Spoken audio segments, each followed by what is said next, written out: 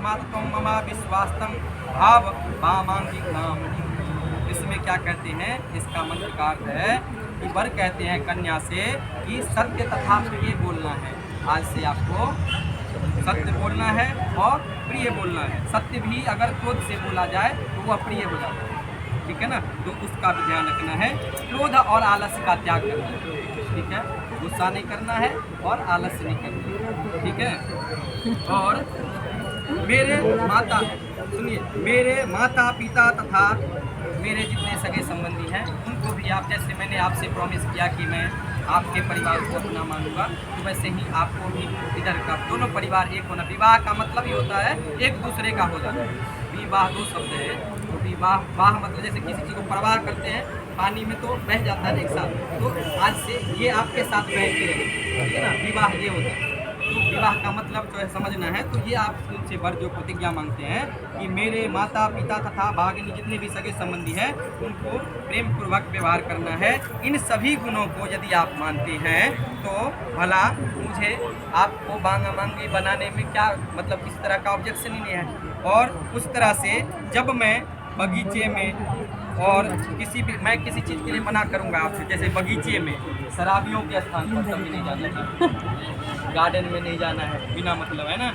यदि इन सभी गुणों को मानते हैं और उसके बाद है बिना कारण दूसरों के घर नहीं जाना है, बिना इवन अपने मतलब उसके भी बिना कारण जो है उनके घर भी ये भी चीज़ को भी देखते हैं कि बिना कारण उस पर जैसे आपको मैंने अभी किया, दोनों तरफ से हो गया, दोनों परिवार एक हो गए, तो दोनों की एक तरह की सहभागी होनी चाहिए, दोनों का बात विचार मिलना चाहिए, दोनों एक दूसरे से मिल के सामंजस्य से डिसीजन लेंगे।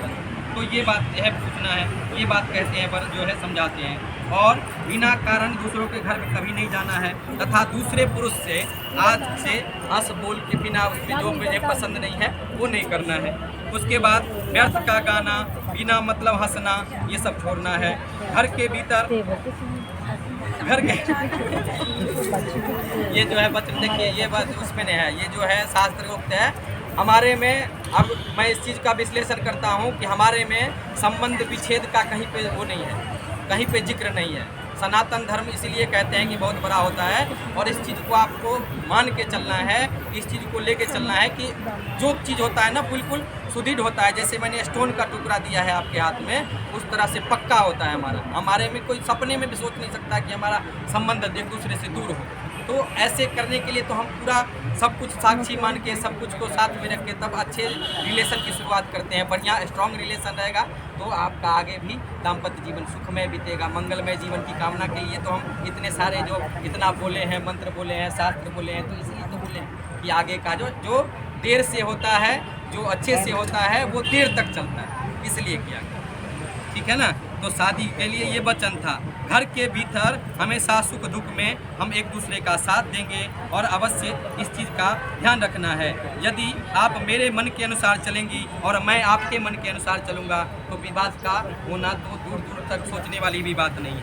और इस तरह से हम अपने दाम्पत्य जीवन को अब आगे बढ़ाएंगे। और बिना पत्नी के तो गृहस्थ आश्रम संभव ही नहीं है, तो उसके लिए पत्नी का होना आवश्यक है। मेरे इस जीवन को चलाने के लिए पत्नी का आवश्यक होना है। तो आज से मैं विश्वास के रूप में, श्रद्धा के रूप में, भगवती के रूप में आपका अपने घर में स्वागत करता हूँ। ये देखिए इनसे बच्चन के हाथ में ये दे दीजिए और हाथ हैंडशेक कर लीजिए दोनों।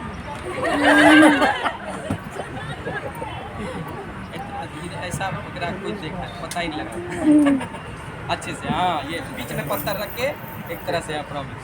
चलिए विवाह हुआ संपन्न, अब कीजिए सिंदूरदान।